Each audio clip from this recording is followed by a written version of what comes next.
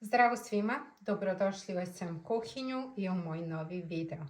Danas ćemo pripremati nešto brzo, zato što je jako vruće, tako da je odlična kombinacija za leto. Ovdje imam fileti soma, ja sam ih ovako isekla na lepe komade. Sada ćemo ih posoliti. Potrebno mi je od začina biber mleveni crni, vegete, so i ovdje imam isceđenog pola limuna.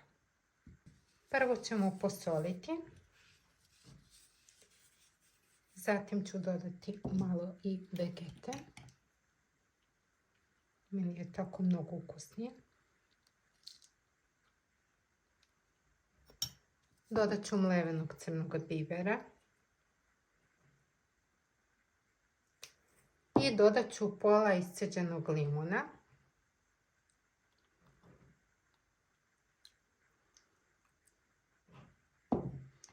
I to ću lepo tako marinirati i ostaviti u frižideru jedno 30 minuta. Kada nam je riba odstajala, ja sam pripremila ovdje brašno. Sada ćemo svaki komad uvaljati u brašno. Sada ono što radimo, ponavljamo još jednom isti postupak. Isto valjamo u brašno. I sada ćemo pripremiti smesu od pjeva, brašna i praška za pecivo. Ovdje imam oko nekih 150 grama brašna. Dodajem pola kesicu praška za pecivo. Dodat ću jednu punu kaščicu vegete, može još malo. I pola kaščice soli. Ovdje imam 3 deci piva. Ja ću sipati pa ćemo vidjeti još koliko nam treba. Treba nam još. Smesa treba da izgleda ovako. Znači slično kao za palačinke, tako da sada idemo na prženje. Ulje nam se zagrijalo.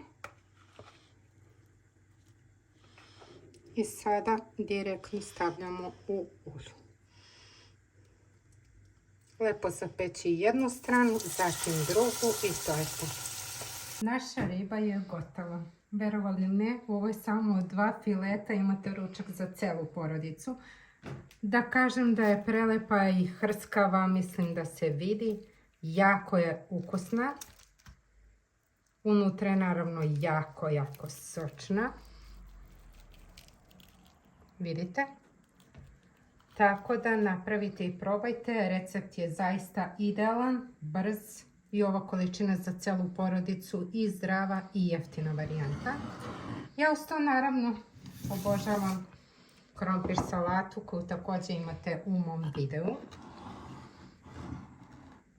Nisam neki ljubitelj ribe, ali ovo je način koji je zaista ukusan i meni se jako sviđa. Tako da napišite mi u komentarima kako vam sviđa. Lajkujte, subscribeujte se na mom kanalu i vidimo se u sljedećem videu. Pozdrav!